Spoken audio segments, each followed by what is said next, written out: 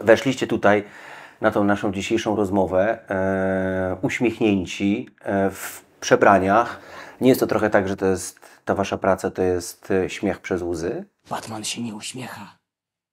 No tak, ja nie mogę się uśmiechać. Wiesz co, to jest tak, że jak idziemy do dzieci, nie możemy właściwie takich negatywnych emocji pokazywać. My jesteśmy tymi bohaterami, którzy dają energię, dają nadzieję i musimy pozytywnie wejść. Nawet jak dotyka nas to, co dzieje się z tymi dziećmi, to jednak musimy to odciąć i zabrać to ze sobą tak naprawdę i potem faktycznie może te łzy się pojawiają. Przez cały czas gramy swoją rolę, tak jak Święty Mikołaj. Tak. To nie są przebierańcy, to są prawdziwi bohaterowie. Opowiedzcie krótko o swojej działalności. Fundacja Liga Superbohaterów działa od 2012 roku w profesjonalnych strojach superbohaterów w postaci z bajek, filmów, komiksów. Odwiedzamy dzieci w szpitalach, głównie dzieci onkologiczne, podopiecznych hospicjów, a także terminalnie chore dzieci już w ich domach, gdy rodzice do nas dzwonią i mówią, że dziecku zostało parę dni, może parę godzin i chcą spełnić ostatnie marzenie dziecka o spotkaniu właśnie ulubionej postaci. Wywołujecie nawet u tak chorych dzieci uśmiech na twarzy? To jest nasza misja.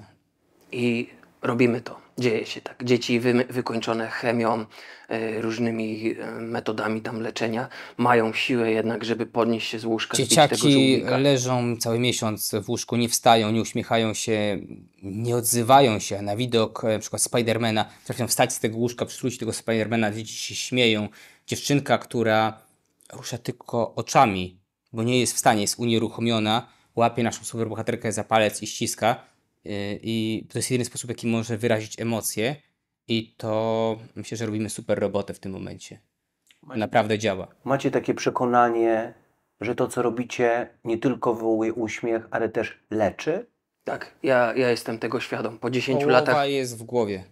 po 10 latach naszych działań ja już jestem przekonany po prostu, że te dzieciaki po spotkaniu z nami naprawdę dostają kopa, motywację. Nie wszystkie są świadome tego, w jaki sposób są chore, a na przykład umawiamy się na spotkanie z jakimś dzieckiem w szpitalu w I ono innym czeka mieście na to i spotkanie. mówimy, że słuchaj, dostajesz tutaj bataranga ode mnie i obiecaj mi, że za rok spotkamy się, ale już u ciebie w domu. Wyjdziemy sobie na dwór, porzucamy sobie tym batarangiem, poćwiczymy sobie razem. I dzieciaki mają siłę, mają moc do... A jak obiecuję, że wracasz, to wracasz? Tak, Zawsze. tak. Za każdym razem. Jak wygląda model waszej działalności? To znaczy, rodzice się do was zwracają, szpitale się do was zwracają. Jak do was Bywa i tak, i dotrzeć? tak.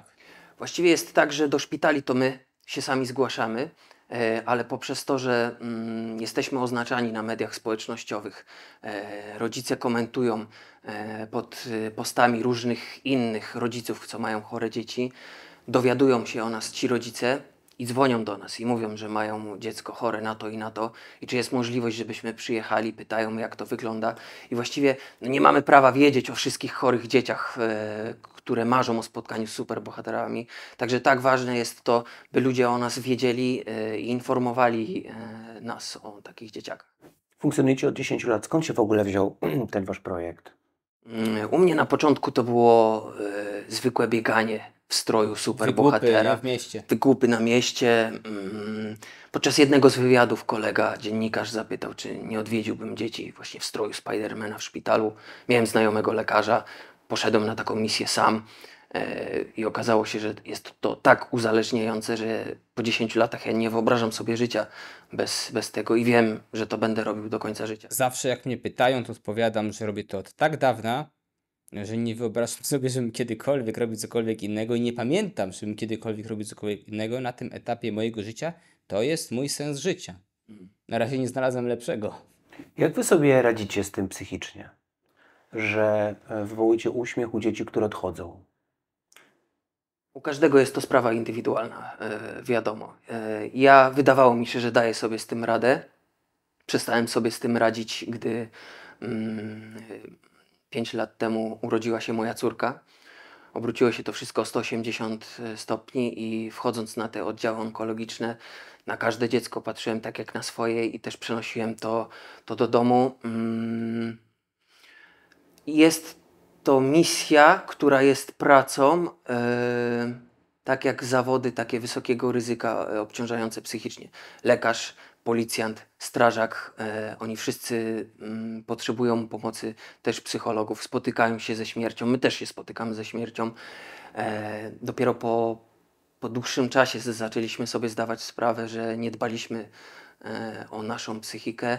Ja od kilku miesięcy mam zapewnioną przez fundację naszą właśnie, mam zapewnioną pomoc terapeutki, a kto może, to tam w miarę własnych możliwości prywatnie. Więc taka pomoc dla wszystkich członków naszej fundacji, którzy regularnie odwiedzają dzieci, jest na pewno wskazana. Jeździmy po całej Polsce, odwiedzamy różne szpitale i widzimy czasami te same dzieciaki po roku. I nie wiadomo, czy to dobrze, czy to źle, że spotykamy to samo dziecko na onkologii. Najpiękniejsza historia, z którą się spotkaliście? To jest historia dla mnie trochę bardzo ciężka i temat troszeczkę przykryłem piaskiem, ale pracuję nad tym właśnie, żeby dodawała mi energii. To jest historia Martusi, 5-letniej, która jest moim aniołem stróżem, mogę teraz tak powiedzieć. Marta miała 5. urodziny, odwiedziliśmy ją, ja wtedy byłem Spidermanem, kolega był Batmanem, odwiedziliśmy ją w domu, ona miała glejaka mózgu. Gdy ją spotkaliśmy, to już 14 miesięcy żyła z tym glejakiem. Lekarze dawali jej 7 miesięcy, więc ja jadąc tam wierzyłem w to, że możemy jej dać moc właśnie do walki, że jest nastawiona ta dziewczynka pozytywnie. To był wrzesień 2017, mieliśmy cały czas kontakt. W kwietniu 2018 byliśmy już na pogrzebie Marty w strojach. Ale co jest takiego pięknego, motywującego w tej historii, to jest to, że ja jako Spider-Man jadąc na misję zadzwoniłem do Marty, strasznie mi się wtedy spać chciało i mówię do Marty, że jadę na misję do dzieci, ale strasznie mi się chce spać. I ostatnie jej słowa, które do mnie powiedziała, mam to do tej pory wirtualnie wytatuowane na przedramieniu. Marta, 5-letnia dziewczynka umierająca, powiedziała do mnie: nie zaśnij na misji Spider-Manie. I kiedy ja mam chwilę załamania, kiedy w tych strojach, to są ciężkie stroje, to są grube maski, to są zakryte twarze, pocimy się, oddychamy własnym dwutlenkiem węgla. Kiedy ja nie mam siły, patrzę sobie na te moje przedramię i przypominam sobie słowa Marty: nie zaśnij na misji. Właśnie mówisz, że za tą twoją maską kryją się te prawdziwe emocje. Prosiłem cię, żebyś w trakcie wywiadu zdjął tą maskę, ale odmówiłeś. Dlaczego? Jesteśmy prawdziwi, nie jak święty Mikołaj. Nie jesteśmy przebierańcami dla tych dzieciaków, jesteśmy prawdziwymi postaciami. Przez cały czas uczymy się mówić tak jak te postacie. Batman trenuje głos oryginalnego Batmana. Ja, jak jestem Jokerem w tej chwili, mówię normalnie, ale kiedy wcielam się w Jokera, mówię jak Joker. Każda postać mówi innym głosem i jesteśmy autentyczni dla tych dzieciaków. To nie są przebierańcy, to są prawdziwe postacie, tak jak święty Mikołaj. Ale dlaczego nie chcesz naszym widzom pokazać twarzy? Wyda się, że to Bruce Wayne. Nie wiem, kto będzie oglądał ten materiał, może właśnie będą oglądały go dzieci i nie chcę, żeby były jakoś rozczarowane właśnie, tak jak tutaj Joker powiedział, to co robimy na 100%, robimy to 100% profesjonalnie. wcielamy się w te postacie, To nie jesteśmy jest, tymi postaciami. to nie jest tak, że po prostu udajemy. My jesteśmy tymi postaciami. Dzisiaj jesteśmy w telewizji, udzielamy wywiadu i trochę łamiemy tą trzecią ścianę, czwartą ścianę, piątą ścianę, ale staramy się być jak najbardziej profesjonalni. Nawet Batman ma prawdziwe batarangi w kieszeni, ma wyrzutnie haków. Staramy się przez cały czas No i jeszcze ma udoskonalać. głos. Zademonstruj nam nawet tą waszą głos. technologię. Co to tutaj mamy na Mamy stole? modulator głosu. Tak jest, żeby nie zajeżdżać też tego mojego głosu i czasami do większej grupy dzieciaków na spotkaniach, jak przemawiam, mam tutaj modulator głosu. Co to jest? Halo, halo, halo, raz, dwa, trzy. Dostałem modulator głosu od ludzi dobrej woli, którzy wspierają naszą fundację. Dzięki niemu mogę też być bardziej profesjonalny i dzieciaki mają mnie jako taką tajemniczą postać. Wiecie, nie? Wow, Batman ma taki głos zmodulowany. Mogę wypróbować? Ale to by nie będzie pasowało. Jestem Batman. A gdzie jest Joker? Nie ufaj, bo połamię ci wszystkie kości. Liczę do 3. Raz. To jest mój nauczyciel głosu, tak. Ja rozumiem, że ty gdzieś to chowasz pod tym całym twoim oprzyrządowaniem. Tak. To Skąd te wszystko musi stroje? być. Skąd wy w ogóle macie te wszystkie stroje? Wszystko trzeba zamówić, sprowadzić z USA. Czasami robimy to ręcznie. Ja jestem specjalistą od strojów, dzisiaj jestem Jokerem, ale mam masę różnych innych kostiumów. Jestem Spider-Manem zapasowym, bo to jest główny. Jestem Bobą Fettem, jestem różnymi Mandalorianami, postaciami z Gwiezdnych Wojen. I my od lat, nawet nie od 10, od kilkunastu lat doskonalimy umiejętności, robimy większość rzeczy ręcznie, ale niektóre sprowadzamy z USA. Nawet jak szyjemy rzeczy, to jest wszystko szyte na miarę przez krawcową albo przez naszych przyjaciół. Wykorzystujemy też drukarki 3D, Tego się nie da tak po prostu kupić. plotery To jest laserowe. Ja się skomplikowany temat. specjalizuję w wydruku 3D, w obróbce wydruku 3D. Modeli nie szykuję, ale to Pokaż tam wszystko... Jak tak patrzę na te wasze stroje, to się zastanawiam, czy nie ma dzieci, które mogą się ich po prostu bać. Nie jest tak czasami, że chcecie wywołać uśmiech, a wywołujecie łzy przerażenia u tych Doskonale dzieci? zdajemy sobie z tego sprawę.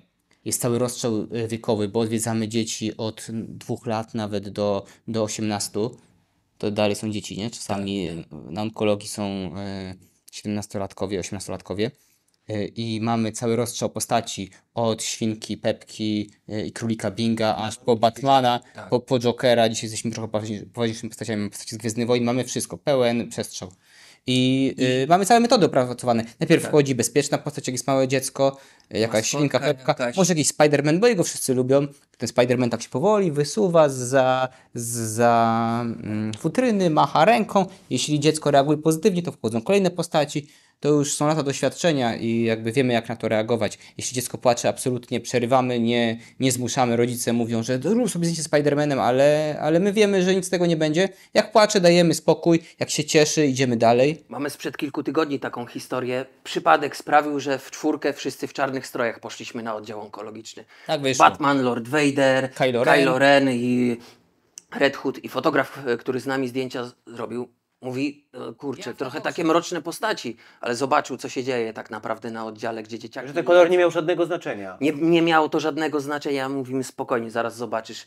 Dzieciaki biegły przez cały Bo korytarz. kolor ciemny nam się kojarzy z czymś smutnym, natomiast dla dzieci kolor ciemny wcale nie musi kojarzyć się z czymś smutnym. To były ich ulubione postacie, inspirujące postacie. Ja sam za dzieciaka już jako 4-latek zaczynałem. Jako Batman chciałem mieć strój Batmana na balu przebierańców, a potem skończył się bal przebierańców i przez jeszcze kolejne 3 lata przychodziłem do szkoły jako Batman. Codziennie. Nie mogli mi tego wyperswadować i to zostało w głowie. Potem wyrosłem ze stroju, ale ten Batman został. Dzisiaj nie mogę być Batmanem, nie jestem dość wysoki, nie jestem dość napakowany, ale wspieram go jako Joker, jako Spider-Man, jako inne postaci. Jaka jest dzisiaj wasza następna misja? Dziś, po nagraniu, gdzie idziecie? Dzisiaj spotykamy się z Leosiem Zubem. To jest chory chłopiec, który wymaga stałej rehabilitacji. Ja już z nim i z jego rodzicami znam się ponad 2 lata. Przyleciałem tutaj do Warszawy i był dla niego organizowany bieg wokół Stadionu Narodowego. I on biegł pokazać wszystkim swoim fanom na mediach społecznościowych, że on da radę i też zbierał właśnie pieniążki na swoją rehabilitację. I na jednej ze stacji byłem ja, ukryty jako Spider-Man. I dopingowałem jego, złapałem go za rękę, razem z nim obiegłem ten stadion. No i stwierdziliśmy, że skoro będziemy w Warszawie, mamy tutaj kilka spraw do załatwienia, to zadzwonię do rodziców, spotkajmy się, pomóżmy im, bo cały czas walczą, cały czas zbierają na tą drogą rehabilitację. I my działamy też w taki sposób, że spotykamy się z tymi chorymi dziećmi, robimy sobie wspólnie zdjęcie, znamy się, wysłuchujemy historię i potem linkujemy właśnie różne te zbiórki dla tych dzieci. Mówisz o tym, że pomagałeś zbierać środki, pomagaliście zbierać środki.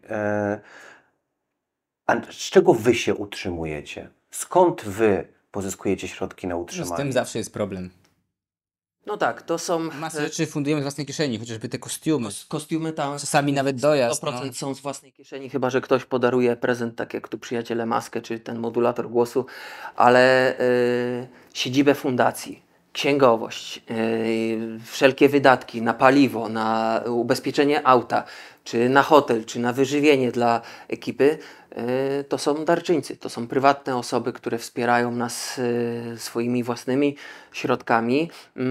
I też mamy 3 sponsorów, Paweł Skotnicki, EI i siłownia Prime i to tyle. Bez darczyńców prawdopodobnie by nas tutaj nie było. Być może w ogóle by nas nie było, bo przez to, że są takie dobre dusze, że wpłacają te pieniądze, to jesteśmy w stanie jakoś funkcjonować. Jeśli odłożymy też swoje pieniądze, to jakoś ta liga działa.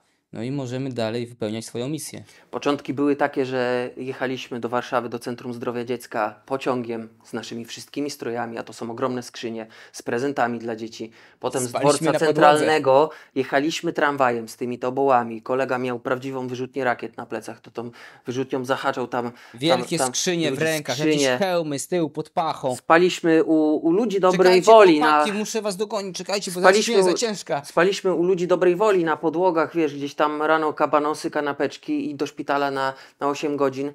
Na pewnym etapie było to do zniesienia, ale jeżeli Byliśmy my mamy trochę młodsi. kontakt z dziećmi, które są ciężko chore, śmiertelnie chore, no to my potrzebujemy takiego też motywatora w postaci chociażby godziwego wypoczynku przed misją, godziwego śniadania. Ludzie biorą wolne z pracy, żeby jechać Wszyscy na taką pracujemy. misję. Urlopy po 3 dni i jeszcze do tego Łączycie to razem z pracą, łączycie Tak. to razem z normalną tradycją. Musimy mieć normalną pracę, żeby tak naprawdę pieniądze, które zarobimy w pracy, wydawać na działania fundacji. Zachęcamy w takim razie do tego, żeby Was wspierać finansowo i tą Waszą misję. Życzę Wam tej siły psychicznej, żeby ten uśmiech wywoływać na ustach tych dzieciaków i żebyście dali radę i też w siebie w Koniecznie. tym wszystkim i żebyście na siebie też trochę w tym wszystkim patrzyli. dziękujemy. Jesteście trochę takimi lekarzami dla tych dzieciaków. Dziękujemy bardzo i obiecujemy, że nasza misja będzie trwała.